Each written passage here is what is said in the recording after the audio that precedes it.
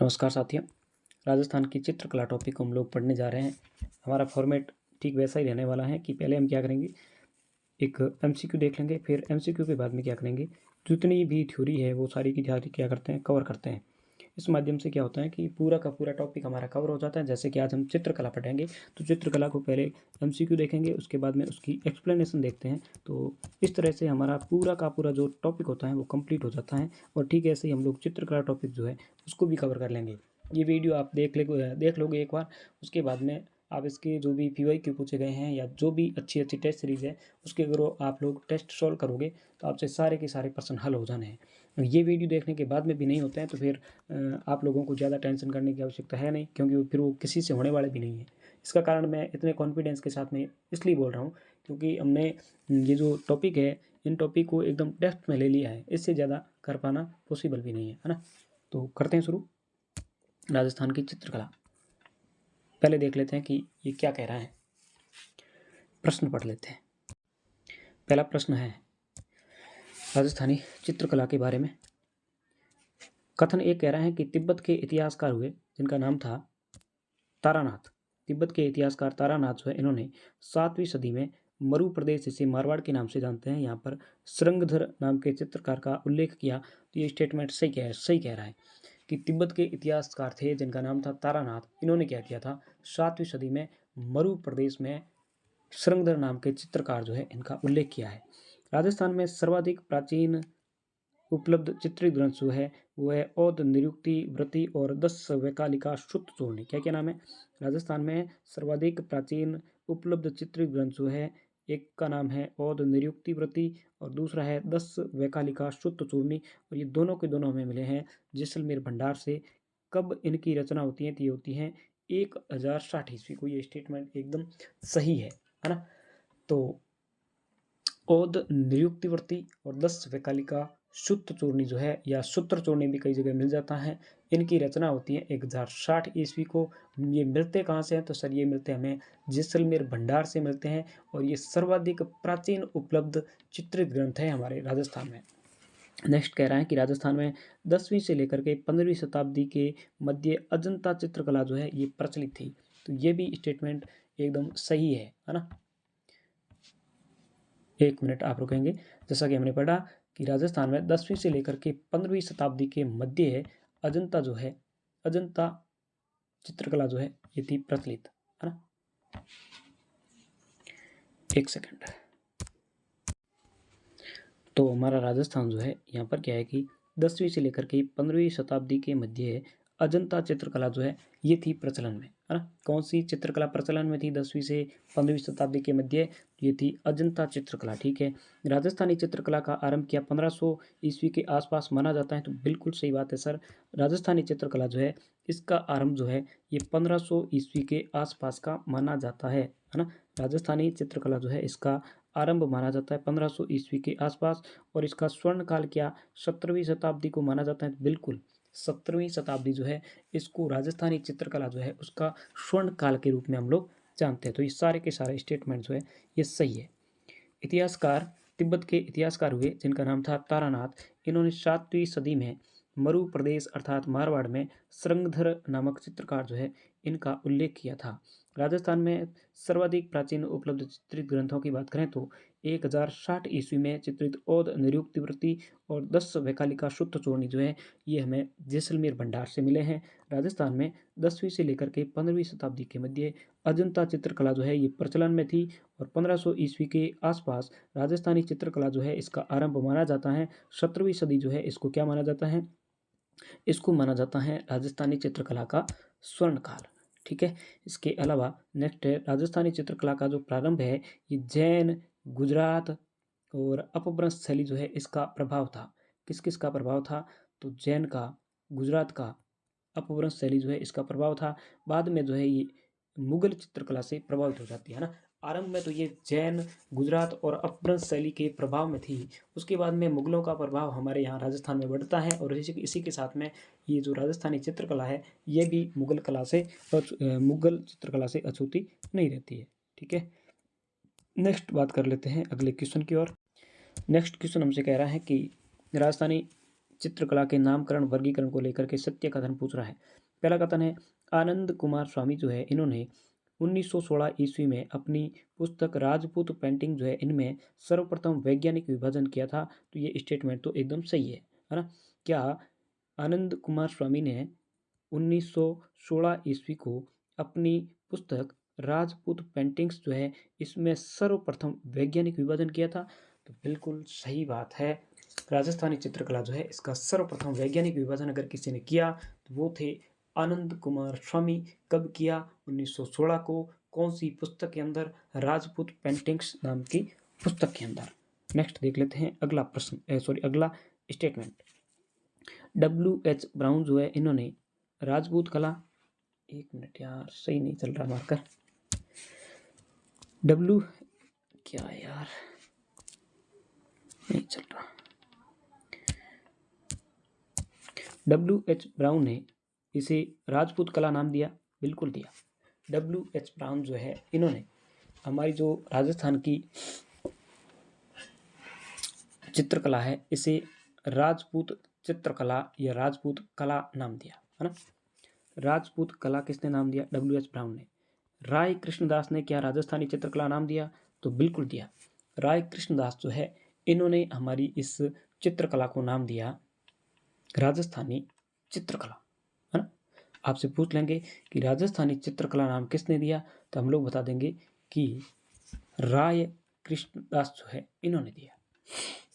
और राजपूत कला किसने नाम दिया? तो ये दिया WH ब्राउन ने। अनूप पुस्तकालय जो कि बीकानेर में है, यहाँ पर खजूर के पत्तों पर लिखी पांडुलिपियों का संग्रह क्या मिला है? बिल्कुल मिला है। अनूप पुस्तकालय जो कि बीकानेर में पड़ता है, यहाँ पर खजूर के पत्तों पर लिखी हुई पांडुलिपियां जो है इनका मिला है संग्रह। ठीक है। राजस्थानी चित्रकला को क्या 4 प्रमुख स्कूलों में बांटा गया है?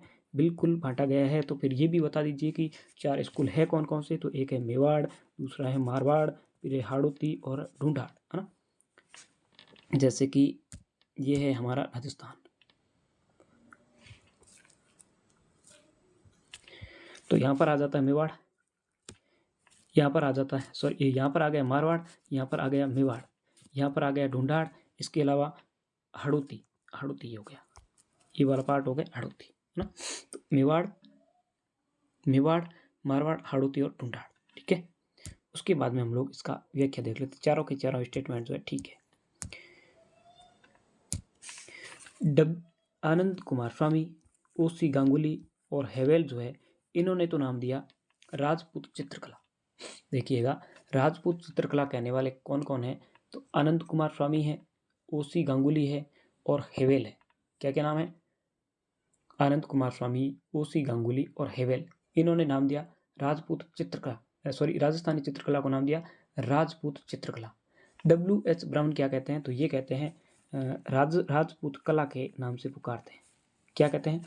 राजपूत। इन्होंने चित्रकला न करके कह करके राजपूत कला नाम दे दिया।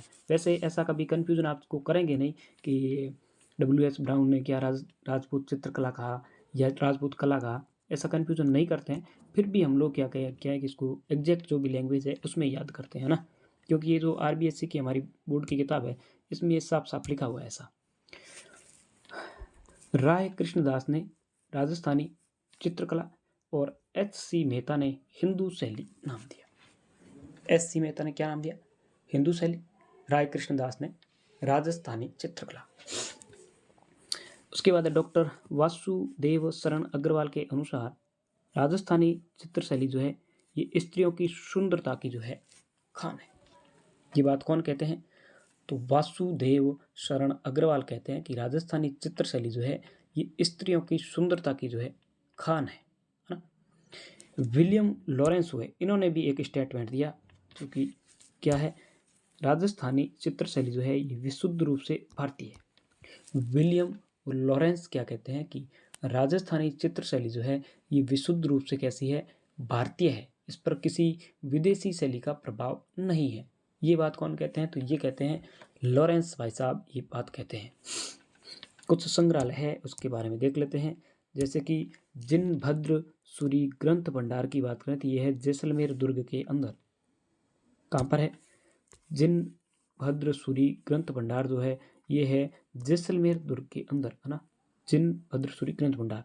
मान प्रकाश पुस्तकालय जो है ये है मेहरानगढ़ दुर्ग में, जो कि जोधपुर में पड़ता है। सरस्वती भंडार जो है ये है उदयपुर के अंदर। सरस्वती भंडार कहाँ पर है? उदयपुर में। पोथीखाना पूछ ले तो ये है पोथीखाना संग्रहालय जो है ये है जयपुर के अंदर। अनूप पुस्तकालय पूछ ले तो ये है बीकानेर के अंदर। अनूप पुस्तकालय कहाँ पर है? बीकानेर में, जहाँ पर खजूर के जो पत्ते थे उस पर लिखी हुई पांडुलिपियां जो है इसका मिलता है संग्रह। ठीक है, खजूर के पत्तों पर लिखी पांडुलिपियों का संग्रह कहाँ से मिलता है? अनूप पुस्तकालय बीकानेर से मिलता है। राजस्थानी चित्रकला जो है इसको 4 भागों या फिर 4 स्कूलों में क्या किया गया है? डिवाइड किया गया है। कितनी स्कूलों में? 4 स्कूलों में इसको डिवाइड किया गया है।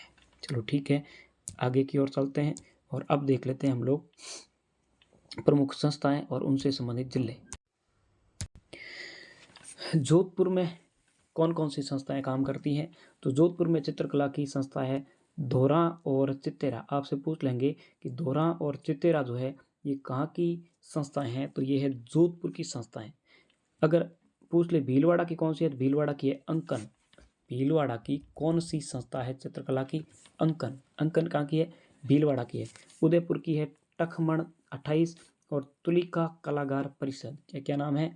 एक तो है टखमण 28 और तुलिका कलाकार परिषद। क्या नाम है? तुलिका कलाकार परिषद। जयपुर की कौन सी है? तो जयपुर की है पैग। एक तो क्या है? पैग है। जयपुर वाले क्या करते हैं? पैग लगाते हैं। एक है आयाम। क्या नाम है? आयाम। एक है कलाव्रत। क्या नाम है? कलाव्रत। एक है क्रिएटिव आर्टिस्ट ग्रुप। क्या नाम है? Creative artist group. ठीक बात है। उसके बाद इसकी व्याख्या देखते हैं। जोधपुर जहाँ पर क्या है? दोरा और चित्तेरा नाम की 2 संस्थाएं हैं। भीलवाड़ा में अंकन है, उदयपुर में टखमण 28 तुलिका कलाकार परिषद, जयपुर में है पैग, आयाम, कलाव्रत, क्रिएटिव आर्टिस्ट ग्रुप। ठीक है, उसके बाद में मेवाड़ स्कूल की उदयपुर शैली के संदर्भ में हमें कुछ कथनों पर विचार करना है। 1260 ईस्वी को चित्रकार कमल चंद्र जो है इन्होंने महाराणा तेज सिंह के समय श्रावक प्रतिक्रमण सूत्रचूर्णी ताड़ के पत्थों पर क्या चित्रित किया था? तो यस सर, किया था, है ना। क्या कह रहा है कि 1260 ईस्वी की बात है, चित्रकार हुए कमल चंद्र, इन्होंने महाराणा तेज सिंह के समय में श्रावक प्रतिक्रमण सूत्रचूर्णी जो है ये ताड़ के पत्तों पर किया था चित्रित। किस पर किया था चित्रित? ताड़ के जो पत्ते होते हैं इन पर किया था। नेक्स्ट स्टेटमेंट क्या कह रहा है? नेक्स्ट कह रहा है कि महाराणा जगत सिंह प्रथम जो है इनका काल चित्रकला का स्वर्ण काल माना जाता है। बिल्कुल सही बात है। और इन्होंने चित्तेरों की जो ओवरी नाम का विभाग है वो बनाया था, है ना। जगत सिंह प्रथम चित्रकला का स्वर्ण काल माना जाता है इनका समय। इन्होंने चित्तेरों ओवरी नाम का जो विभाग है इसका गठन किया था।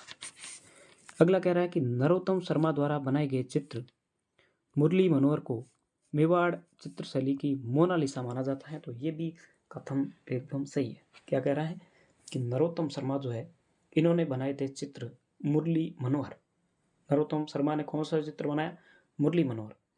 इसको मेवाड़ चित्रशैली की मोनालिसा नाम दिया जाता है।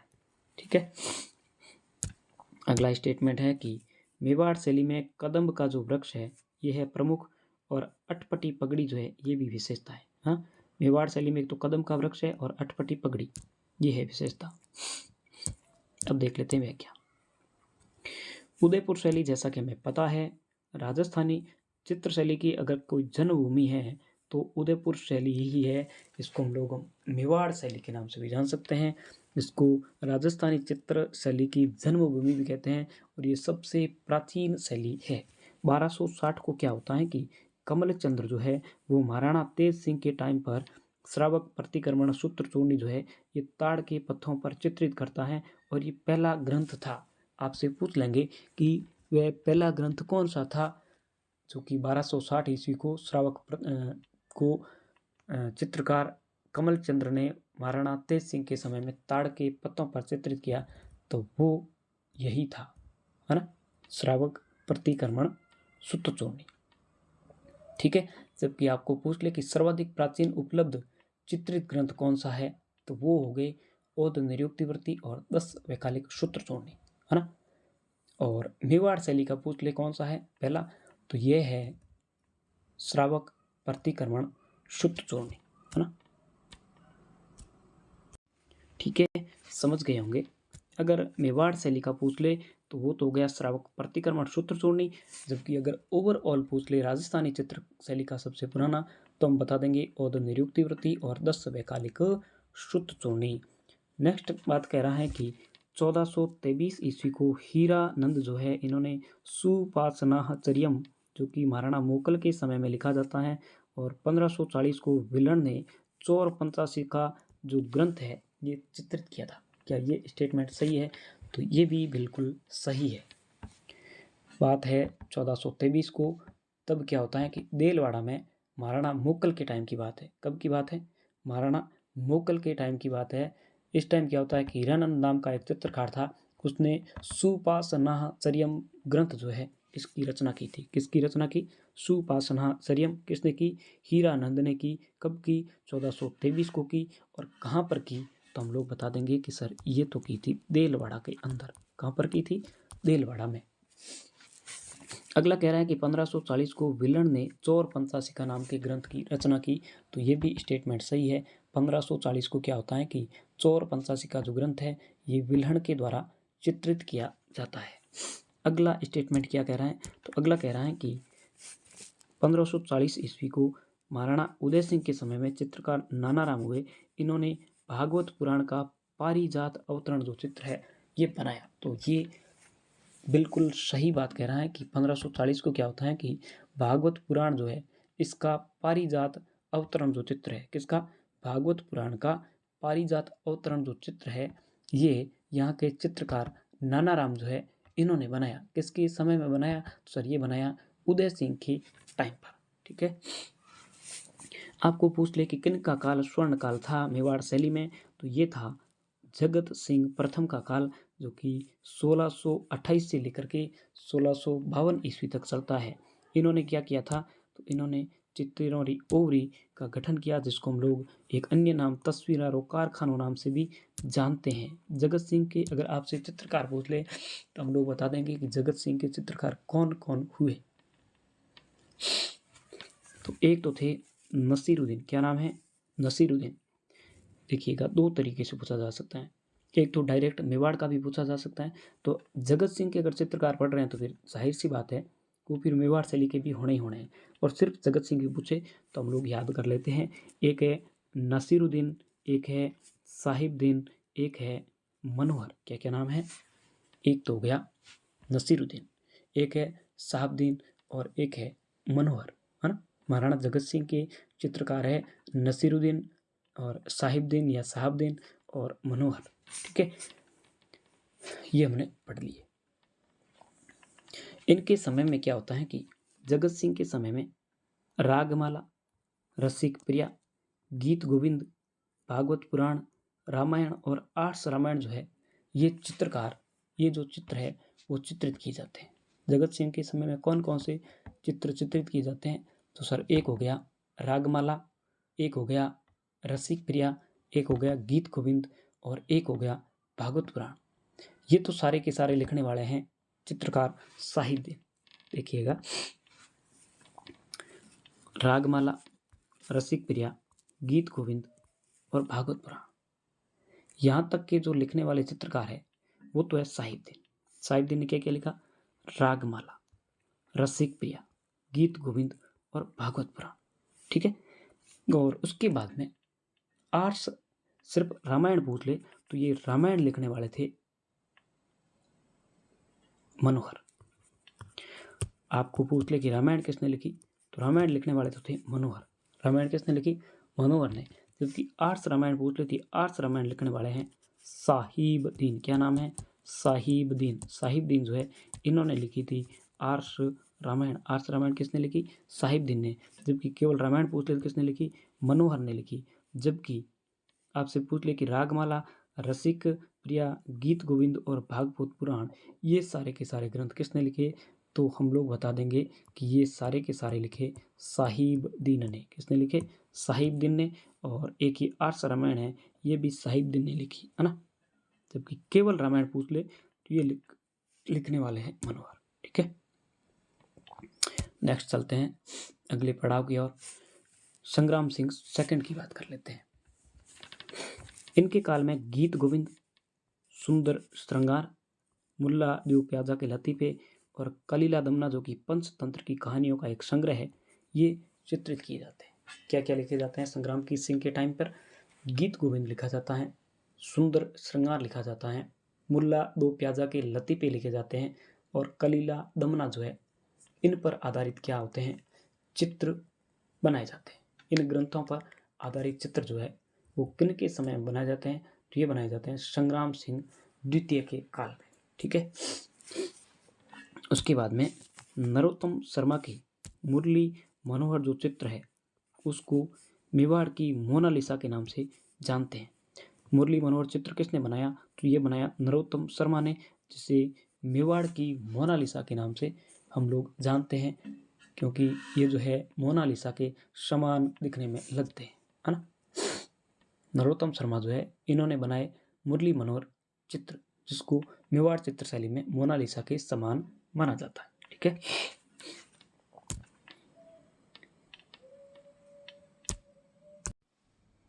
इसके अलावा मेवाड़ शैली में और भी कुछ चित्र जो है चित्रित किए जाते हैं। ऐसा पूछा जा सकता है कि मेवाड़ शैली में, मैं अभी कुछ नाम बता रहा हूँ, ये भी चित्र जो है मेवाड़ शैली से संबंधित है। तो आप लोग एक तो याद रख लेंगे सूर सागर। सूर सागर जो है ये इसका चित्र भी मेवाड़ शैली में बना था, है ना। क्या नाम है? सूर सागर जो ग्रंथ है इस पर भी चित्र बने। इसके अलावा एक नाम है मालती माधव। क्या नाम है? मालती माधव। मालती माधव जो है इसके चित्र भी हमें मेवाड़ शैली में देखने को मिलते हैं। इसके अलावा जैसा कि रसिक प्रिया तो हमने पढ़ ही लिया, ये रसिक प्रिया के चित्र हो गए। और इसके अलावा आपसे पूछा जा सकता है कि नल दमयंती ग्रंथ के जो चित्र मिलते हैं ये कहाँ से मिलते हैं? तो ये भी हमें मेवाड़ शैली से ही मिलते हैं। क्या नाम है? नल दमयंती। क्या नाम है? नल दमयंती। ठीक है, ये सारे के सारे जो चित्र हैं ये मेवाड़ शैली के ही चित्र है। अटपटी पगड़ी और फरूक फाल का जो चित्र है ये हमें कहाँ पर देखने को मिलता है? तो ये भी हमें मिलता है मेवाड़ की चित्रशैली में। अटपटी पगड़ी जो है वो भी यहाँ की विशेषता है, और फरूक फाल का जो चित्र है वो भी यहीं पर मिलता है। और ये जो फरूक फाल का चित्र है इस पर लिखा हुआ है आसिफ खारो बेटो, है ना। ये जो फरूक फाल का चित्र है इसके ऊपर क्या लिखा हुआ है? तो इस पर लिखा हुआ है आसिफ खारो बेटो। ठीक है, यहाँ पर रंग कौन कौन से प्रयुक्त हुए हैं? तो मुख्य रूप से तो यहाँ पर लाल रंग जो है वो प्रयुक्त हुआ है ना। उदयपुर शैली जो है या मेवाड़ शैली जो है यहाँ पर प्रमुख रूप से जो कलर यूज हुआ है वो तो है लाल। इसके अलावा यहाँ पर पीला भी मिला है, हरा भी मिला है, नीला भी मिला है, सफ़ेद भी मिला है ना। पीला, हरा, नीला, सफ़ेद। और कदम्ब वृक्ष जो है इसका चित्र भी हमें मिलता है ना। प्रमुख वृक्ष आपको पूछ ले कि कौन सा प्रमुख वृक्ष है जो मेवाड़ चित्रशैली का प्रमुख है, तो वो हो गया कदम्ब का जो वृक्ष है। ठीक है, इसके अलावा अब हम लोग देख लेते हैं कि यहाँ के चित्रकार कौन कौन है। तो जैसा कि हमने ऊपर कुछ पढ़ लिए है, एक साहिबदीन जो कि हमने पढ़ लिया, एक हो गया मनोहर। क्या नाम है? मनोहर। एक है कृपाराम, फिर है भैरूराम, फिर है जीवा, उमरा और नासिरुद्दीन। क्या क्या नाम है? तो एक नाम है साहिबदीन, मनोहर, कृपाराम, भैरूराम, जीवा, उमरा और नासिरुद्दीन। ये हो गए प्रमुख चित्रकार। ठीक है, नेक्स्ट जो प्रश्न है उसमें हमें विचार करना है। चावंड शैली जो है महाराणा प्रताप के समय में प्रारंभ हुई थी, ये स्टेटमेंट सही है। और ये अमर सिंह प्रथम का जो काल है वो इसका स्वर्ण काल माना जाता है, तो बिल्कुल सही बात है। चावंड शैली का प्रारंभ होता है महाराणा प्रताप के टाइम पर। अमर सिंह प्रथम जो कि महाराणा प्रताप के बेटे हुए, उनका जो काल है वो स्वर्ण काल माना जाता है चावंड शैली का। ठीक है, उसके बाद ये कह रहे हैं कि श्रीधर अंधारे जो है ये देवगढ़ शैली को प्रकाश में लाते हैं, तो ये बिल्कुल सही बात है। जहाँ अजरारी ओवरी के भित्ति चित्र जो है वो हमें मिलते हैं। क्या मिलते हैं? अजरारी जो ओवरी है उसके भित्ति चित्र जो हमें देखने को मिलते हैं। नाथ द्वारा शैली में पिछवाइयों का चित्रण और महिला चित्रकार कमला और इरायची का संबंध है, तो ये भी स्टेटमेंट सही है। सावंत शैली की बात कर लेते हैं। पहले महाराणा प्रताप के समय में प्रारंभ होती है। 1592 को ढोला मारू का जो चित्र है ये बनाया जाता है और ये राष्ट्रीय संग्रहालय दिल्ली में रखा हुआ है ना। महाराणा प्रताप की बात करें तो इनके समय में क्या होता है कि ढोला मारू का चित्र बनाया जाता है 1592 को, जो कि अभी राष्ट्रीय संग्रहालय दिल्ली में क्या रखा हुआ है, सुरक्षित रखा हुआ है। फिर नंबर आता है अगला निसार दिन का। तो अमर सिंह के समय में 1605 ईस्वी को इन्होंने क्या किया, अमर सिंह के समय रागमाला जो है इसका चित्रण किया था, है ना। महाराणा अमर सिंह के समय में निसार दिन चित्रकार जो है इन्होंने 1605 को रागमाला का चित्रण किया। ठीक है, तो हमने चावंत शैली की तो पूरी की पूरी विशेषताएं पढ़ ली कि ये महाराणा प्रताप के समय में शुरू होती हैं। प्रताप के समय में ढोला मारू का चित्र बनाया जाता है। कब बनाया जाता है? 1592 को, और ये राष्ट्रीय संग्रहालय दिल्ली में रखा हुआ है। स्वर्ण काल आपसे पूछ ले तो अमर सिंह प्रथम जो है इनका काल स्वर्ण काल था, और अमर सिंह के समय में निसार दिन चित्रकार जो है इन्होंने 1605 ईस्वी को रागमाला जो है उसका चित्रण किया था।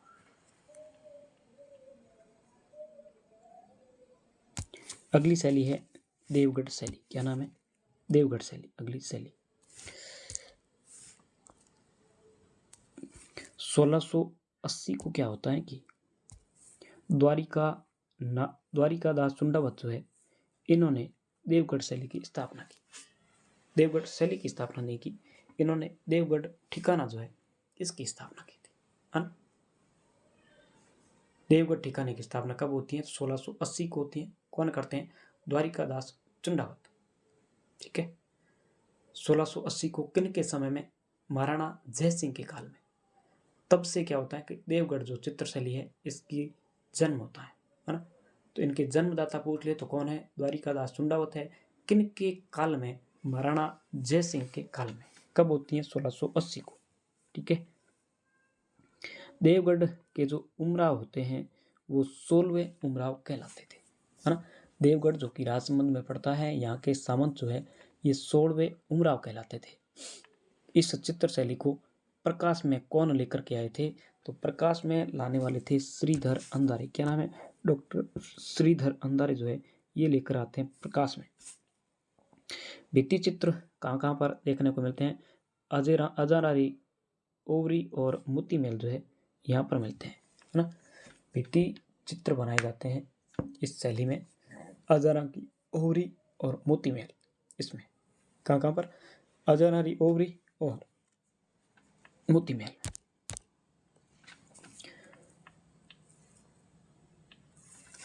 तो इस शैली के बारे में हमने पढ़ लिया है। इस शैली पर इसके अलावा किस किस शैली का प्रभाव पड़ता है ये भी एक बार हम लोग देख लेते हैं। एक चित्रकार भी देख लेते हैं पहले। चित्रकार कौन कौन थे? देवगढ़ शैली के चित्रकार है बगता, कमला, बैद्यनाथ, चोखा। याद रख लेंगे आप लोग, बगता, चोखा, बैद्यनाथ, कमला। इस तरीके से हम लोग याद कर लेंगे। क्या क्या नाम है? बगता, चोखा, बैद्यनाथ, कमला। यहाँ तक तो हमने पढ़ लिया देवगढ़ शैली के बारे में। अब हम लोग क्या करेंगे, इस शैली पर किस किस शैलियों का प्रभाव पड़ा ये देख लेते हैं। तो एक तो शैली है मेवाड़ शैली। क्या नाम है? मेवाड़ शैली। एक शैली है मारवाड़ शैली। क्या नाम है? मारवाड़ शैली। और एक हो गई जयपुर शैली, जैसे हम लोग ढूंढाड़ शैली के नाम से भी जानते हैं। इन तीनों की तीनों शैलियों का प्रभाव पड़ता है देवगढ़ शैली के ऊपर। किस किस का? मेवाड़ का, मारवाड़ का और जयपुर का। ठीक है, नाथ द्वारा शैली के बारे में देख लेते हैं। 1672 ईस्वी को महाराणा राज सिंह के काल में नाथ द्वारा जो शैली है इसकी होती है शुरुआत। नाथ द्वारा शैली की शुरुआत कब होती है? तो सर नाथ द्वारा शैली जो है इसकी शुरुआत होती है 1672 को। किन के काल में? महाराणा राज सिंह के काल में। और ये उदयपुर और ब्रज शैली जो है इसका है मिश्रण। नाथ द्वारा शैली जो है ये किन किन का मिश्रण है? सर उदयपुर शैली और ब्रज शैली जो है इनका समन्वित रूप जो है वो है नाथ द्वारा शैली, है ना। उदयपुर और ब्रज शैली। कौन कौन सी है? एक तो हो गया नीचे नीचे उदयपुर, और इसके अलावा ये बात करें ब्रज यानी कि भरतपुर वाला जो क्षेत्र है, इनका प्रभाव रहता है क्योंकि नाथद्वारा आता कहाँ पर है? नाथद्वारा यहीं पर आता है राजसमंद में। नीचे की तरफ मेवाड़ हो गया और ऊपर की तरफ कौन हो गया? तो ऊपर की तरफ हो गई ब्रज शैली। ठीक है, इनका प्रभाव पड़ता है, उनका मिश्रण है। ठीक है, इनकी विशेषताएं देखें तो नाथद्वारा शैली में हमें पिछवाइयों का चित्रण मिलता है, केले की मिलती है सांझी,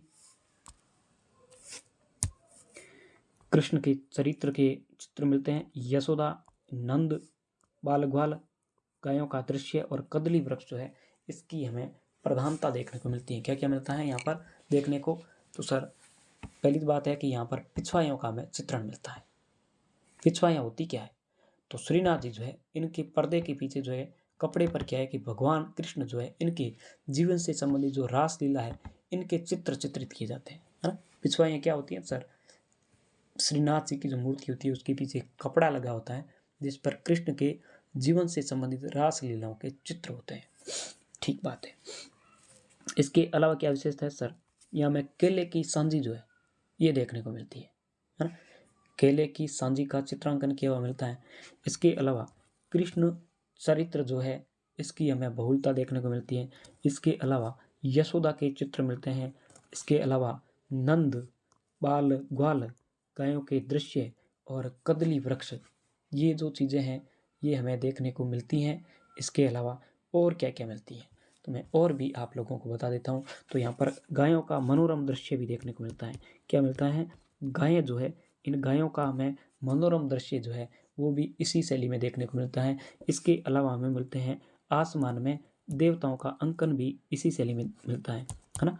आसमान में देवताओं का अंकन कौन सी शैली में मिलता है सर? ये जो नाथद्वारा शैली है इसमें आसमान में देवताओं का अंकन मिलता है। इसके अलावा और क्या चीज़ मिलती है सर? इसके अलावा हमें एक और चीज़ मिलती है, वो मिलती है कि यहाँ पर हमें सघन वनस्पति जो है देखने को मिलती है। क्या मिलती है? सघन वनस्पति जो है ये भी हमें देखने को मिलती है नाथद्वारा शैली के अंदर ही।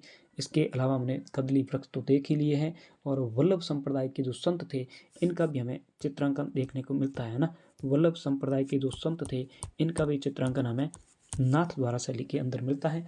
तो ये हमने देख ली नाथद्वारा शैली से संबंधित जितनी भी इम्पोर्टेंट जानकारी थी। अब हम लोग देख लेते हैं इसके चित्रकार और कौन कौन हुए। तो चित्रकार जैसे कि एक चित्रकार हुए देव कृष्ण। क्या नाम है? देव कृष्ण। इसके तो नाम में कृष्ण छुपा हुआ है तो हम लोग ऐसे ही याद रख लेंगे नाथद्वारा का हो गया। इसके अलावा हो गया रामलिंग। क्या नाम है? रामलिंग। इसके अलावा हो गया नारायण, फिर है चतुर्भुज, फिर है घासीराम, फिर है चंपालाल, फिर है बाबा रामचंद्र। और महिला चित्रकार दो हुई कमला और इलायची। अधिकतर यही क्वेश्चन पूछा जाता है कि कमला इलायची का संबंध कहाँ से है, तो ये है नाथद्वारा शैली से संबंधित। आप लोग अगर थोड़ा सा गौर फरमाएंगे तो इसमें जितने भी हमें नाम देखने को मिल रहे हैं ये सारे के सारे भगवान से संबंधित नाम है। जैसे कि देव कृष्ण है, रामलिंग है, नारायण है, चतुर्भुज है, घासीराम है, चंपा लाल है, बाबा रामचंद्र है, कमला इलायची है। तो दो महिला चित्रकार हो ही गई। नेक्स्ट है मारवाड़ स्कूल, जिसको हम लोग जोधपुर शैली के नाम से भी जानते हैं। इनके बारे में हमें कथन देखने हैं। तो पहला स्टेटमेंट कह रहा है कि राव मालदेव के समय में चोखेलाव महल और उत्तराध्ययन सूत्र से इस शैली का प्रारंभ माना जाता है। तो ये स्टेटमेंट तो यहाँ तक तो एकदम सही बैठ रहा है। क्या कह रहा है कि राव मालदेव के समय में चोखेलाव महल और उत्तराध्ययन सूत्र से इस शैली का जो है प्रारंभ माना जाता है ना। मालदेव के समय में जो है इस चित्रकला की क्या होती है, शुरुआत होती है, जिसके उदाहरण हमें कहाँ कहाँ देखने को मिलते हैं? एक तो हमें मिलते हैं चोखेलाव महल में, एक मिलते हैं उत्तराध्ययन सूत्र नाम के चित्र से, है ना। उसके बाद अगला कह रहे हैं कि 1623 ईस्वी को कलाकार वीर जी जो है इन्होंने पाली के विठलदास चंपावत के लिए रागमाला चित्रावली जो है ये चित्रित की थी। ये स्टेटमेंट एकदम सही है। क्या कह रहा है स्टेटमेंट? तो स्टेटमेंट हमें ये बात कह रहे हैं कि 1623 को वीर जी जो है इन्होंने पाली के विठलदास चंपावत के लिए रागमाला चित्रावली लिखी थी। ये आपसे प्रश्न पूछे तो हमारा गलत नहीं होना चाहिए।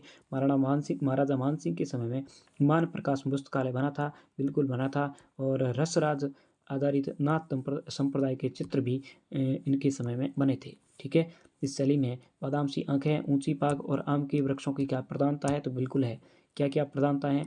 बादाम की आंखें, ऊंची पाग और आम के वृक्ष। ठीक है, देख लेते हैं व्याख्या। तो प्रारंभ की बात करें कि जो जोधपुर शैली है इसका प्रारंभ तो ये होता है राव मालदेव के समय में, और इनके समय में चोखेलाव महल जो है मेहरानगढ़ में। चोखेलाव महल कहाँ पर है? मेहरानगढ़ का दुर्ग है। इस पर हमें चित्र देखने को मिलते हैं। इसके अलावा और कौन सा चित्र मिलता है? तो एक और हमने पढ़ा था, उत्तराध्ययन सूत्र चित्र जो है वो बना था, है ना।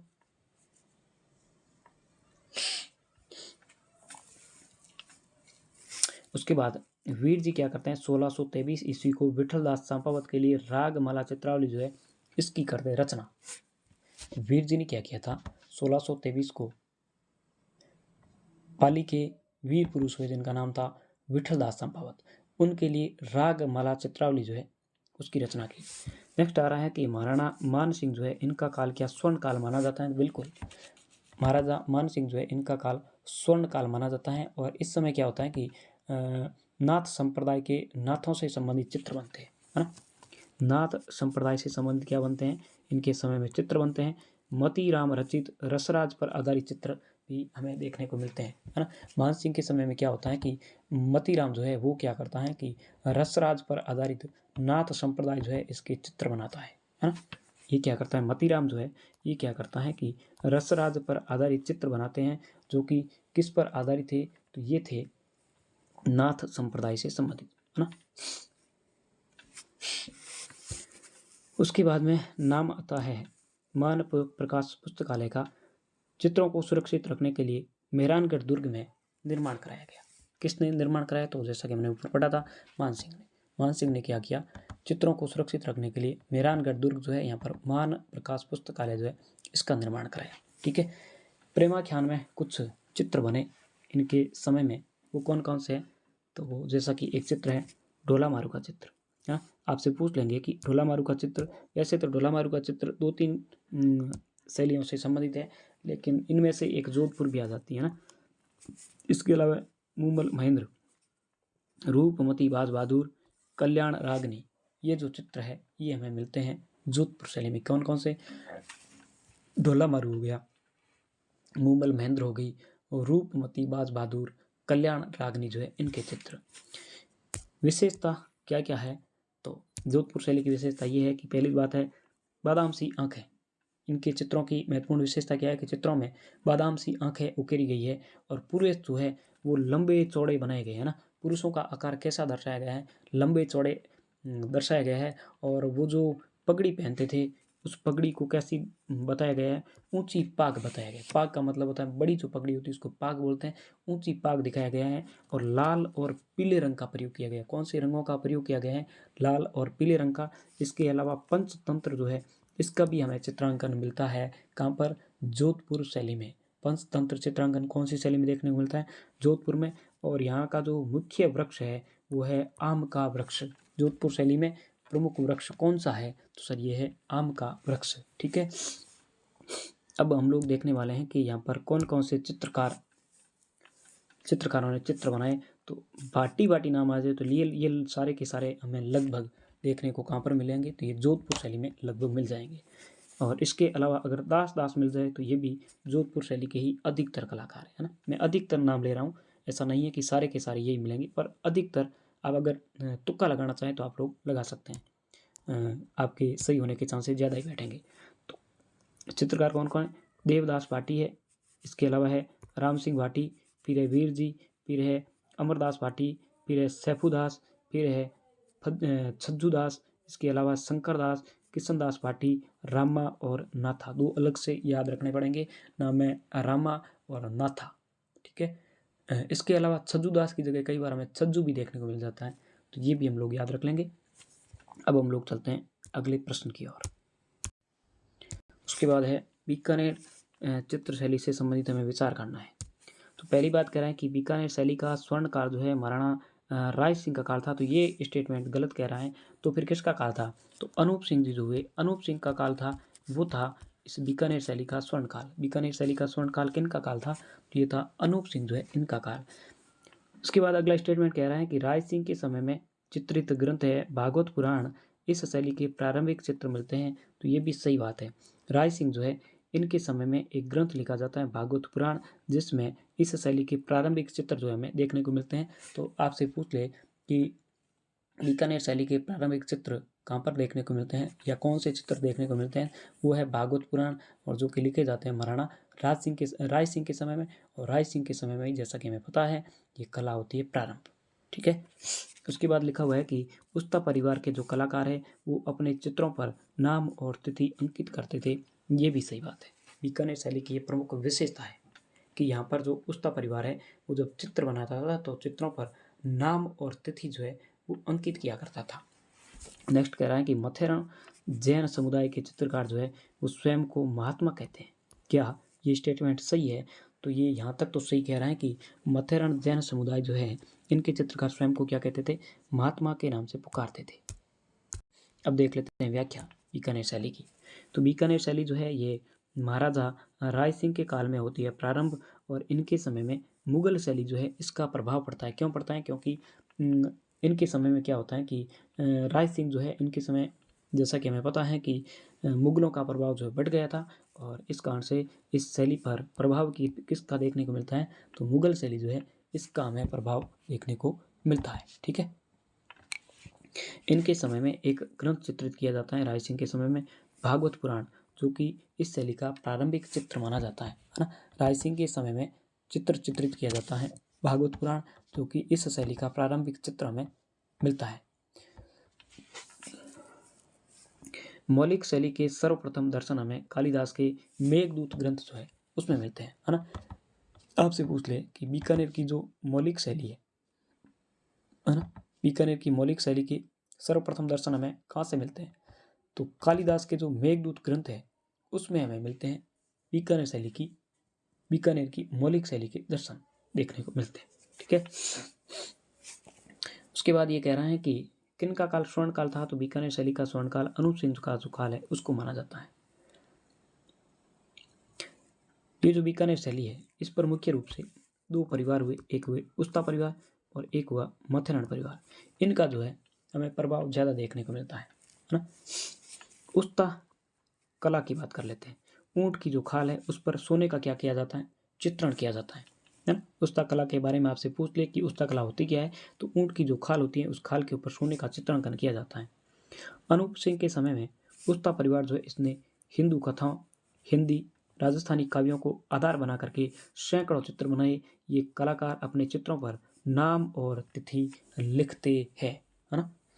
देखिएगा अनूप सिंह के समय में क्या होता है कि उस्ता परिवार जो है इन्होंने हिंदू कथाओं, हिंदी और राजस्थानी काव्यों को आधार बना करके सैकड़ों चित्र बनाए। और ये कलाकार करते क्या थे? चित्र जो होता था उस पर नाम और तिथि जो है वो क्या करते थे? अंकित करते थे। ठीक है। उसके बाद हम लोग नेक्स्ट कला देख लेते हैं मथेरण कला के बारे में। मथेरण कला क्या कह रही है? तो ये पारंपरिक जैन मिश्रित राजस्थानी शैली है ना। ये जो मथेरण कला है ये जैन मिश्रित राजस्थानी शैली है ना। इसको इसलिए कहते हैं क्योंकि ये जो जैन समुदाय है इनके द्वारा ही चलाई जा रही थी, और इस प्रकार से ये मिश्रित हो गई राजस्थानी शैली में। और ये शैली जो है हम ऐसा कह सकते हैं कि ये पारंपरिक जैन मिश्रित राजस्थानी शैली के चित्र है ना। मथेरण कला में जो चित्र बनाए जाते हैं वो पारंपरिक जैन मिश्रित राजस्थानी शैली के चित्र थे। ठीक है। चित्रकार जो थे वो, जैसा कि हमें पता है, मथेरण जैन समुदाय के थे। ठीक है। और ये स्वयं को क्या कहते थे? महात्मा के नाम से पुकारते थे। बीकानेर शैली की क्या विशेषता है? तो सर यहाँ पर शाहजहां और औरंगजेब शैली की पगड़ियों के साथ में ऊंची मारवाड़ी पगड़ियाँ देखने को मिलती है। ऊंट और हिरण के चित्र मिलते हैं। इसके अलावा पीले रंग जो है, पीले रंग की प्रधानता में देखने को मिलती है। क्या मिलती है? शाहजहां और औरंगजेब शैली की पगड़ियों के साथ में ऊंची मारवाड़ी पगड़ियाँ यहाँ पर इनके चित्रों में देखने को मिलती हैं। इसके अलावा ऊंट, हिरण और के चित्र मिलते हैं, और पीला रंग जो है इसकी सर्वाधिक प्रधानता देखने को मिलती है। और प्रमुख रूप जो है, प्रमुख वृक्ष जो है यहाँ पर भी आम का ही था। बीकानेर शैली में भी प्रमुख वृक्ष कौन सा था? आम का वृक्ष था। यहाँ पर जो प्रमुख चित्रकार हुए, आजकल चित्रकारों से संबंधित बहुत ज़्यादा प्रश्न पूछे जा रहे हैं, तो हम भी याद करेंगे कौन कौन से चित्रकार है, तो मैं 2-3 बार बोलूँगा तो आप लोगों को याद हो जाएगा। एक नाम है आसिर खान, एक है नूर मोहम्मद, फिर है हामिद रुकनुद्दीन, फिर है रशीद, फिर है कासिम, फिर है अली रज़ा, क्या नाम है, अली रज़ा, फिर है नाथू, फिर है मुराद, फिर है चंदूलाल, क्या नाम है, चंदूलाल, फिर है हसन, फिर है मुन्ना लाल, मुकुंद, अहमद, रामलाल, शाहदीन, क्या नाम है, शाहदीन। इसके अलावा शाह मोहम्मद, क्या नाम है, शाह मोहम्मद, अबू हमीद, क्या नाम है, अबू हमीद, फिर है जय किशन मथेरन, क्या नाम है, जय किशन मथेरन। वापस देख लेते हैं एक बार। एक तो हो गया आसिर खान, फिर हो गया नूर मोहम्मद, हामिद रुकनुद्दीन, रशीद, कासिम, अली रज़ा, नाथू, मुराद, चंदूलाल, हसन, मुन्ना लाल, मुकुंद, अहमद, रामलाल, शाहदीन, शाह मोहम्मद, अबू हमीद, जय किशन मथेरन। ठीक है, अब हम लोग देख लेते हैं अगले प्रश्न को। किशनगढ़ शैली के बारे में चर्चा कर लेते हैं। किशनगढ़ शैली और बनी ठनी के संदर्भ में, है ना। पहला कथन कह रहा है कि एरिक डिक्सन और फयाज अली जो है, इन्होंने इस शैली को प्रकाश में लाया और राजा सावंत सिंह का जो काल है वो स्वर्ण काल है। तो ये तो एकदम सही स्टेटमेंट है। ये स्टेटमेंट क्या कह रहा है हमें कि एरिक डिक्सन और फयाज अली जो है वो किशनगढ़ शैली को प्रकाश में लाए। किशनगढ़ शैली को प्रकाश में कौन लाए, एरिक डिक्सन और फयाज अली। ठीक बात है। उसके बाद में कह रहा है कि राजा सावंत सिंह जिन्हें नागरीदास भी कहते हैं, इनका जो काल है वो है किशनगढ़ शैली का स्वर्ण काल। किशनगढ़ शैली का स्वर्ण काल किन के काल को माना जाता है, तो ये माना जाता है राजा सावंत सिंह का जो काल है इनको।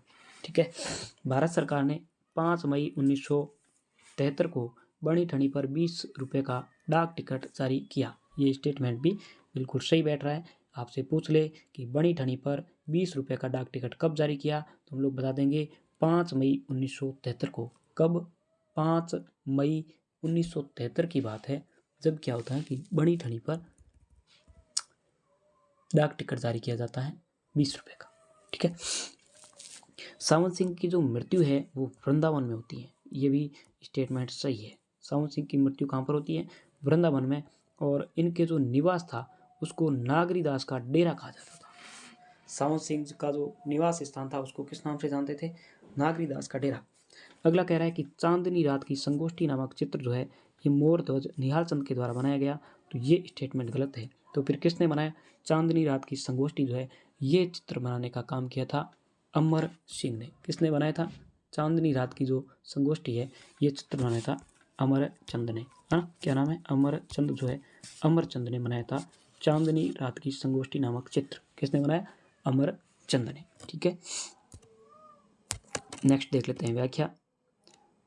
बनी ठनी जो है ये थी सावंत सिंह की प्रेमिका विष्णुप्रिया, जिसका नाम बनी ठनी बाद में हो जाता है।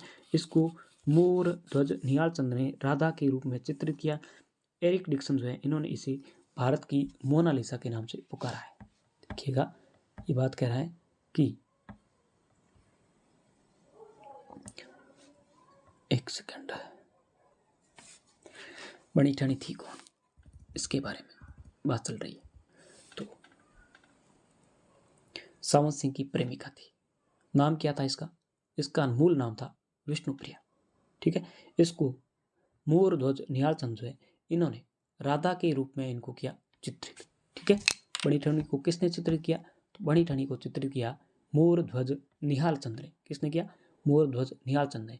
ये था कौन, तो ये जैसा कि हमें पता है सावंत सिंह का दरबारी चित्रकार था, इसने राधा के रूप में चित्रण किया।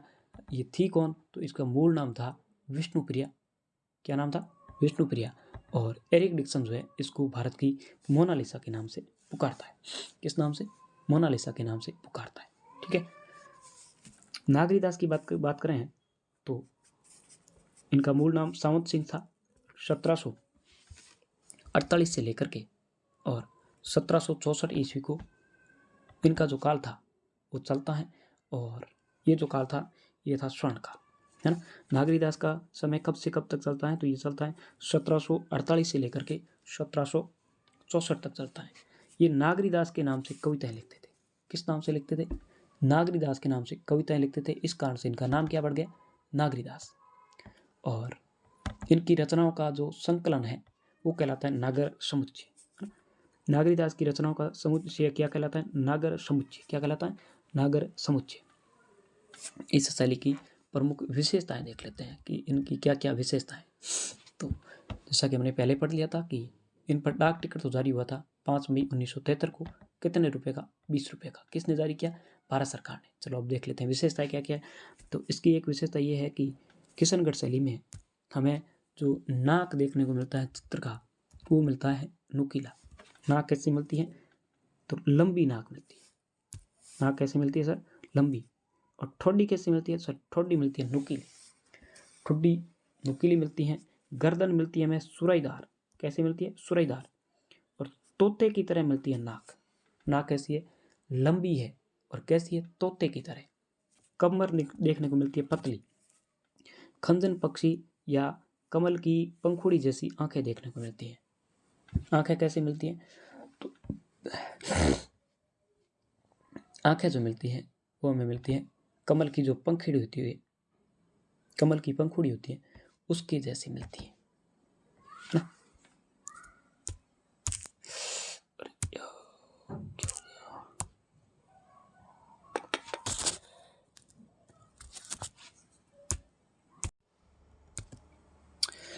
वापस देख लेते हैं। आंखें मिलती है हमें कमल की जो पंखुड़ी होती है उसके जैसी आंखें मिलती है। कैसी मिलती है?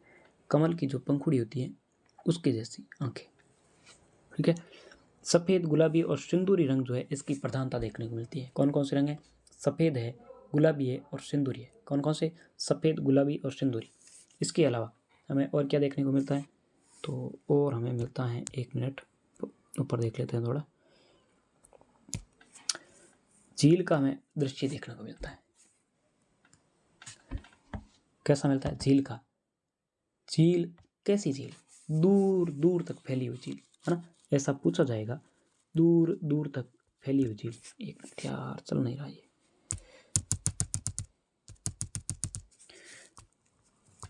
दूर दूर तक फैली हुई झील का दृश्य हमें देखने को मिलता है किशनगढ़ शैली में। इसके अलावा क्या मिलता है? इस झील में हंस, बतख, तैरती नौकाएं देखने को मिलती है। क्या मिलती है? हंस, बतख, तैरती नौकाएं। और क्या मिलती है? चांदनी रात में राधा कृष्ण की क्रीड़ा है। चांदनी रात में राधा कृष्ण की क्रीड़ाओं के जो चित्र है वो हमें देखने को मिलते हैं। चांदनी रात की जो संगोष्ठी है इसका चित्र किसने बनाया? तो ये बनाया था अमरचंद ने। किसने बनाया? अमरचंद ने बनाया। उसके बाद कह रहा है कि प्रमुख वृक्ष जो यूज हुआ है वो है केला, कांगड़ा और ब्रज शैली जो है इसका हमें प्रभाव देखने को मिलता है। कौन कौन सी शैलियों का प्रभाव देखने को मिलता है सर? कांगड़ा और ब्रज शैली का। अब हम प्रमुख चित्रकार देख लेते हैं।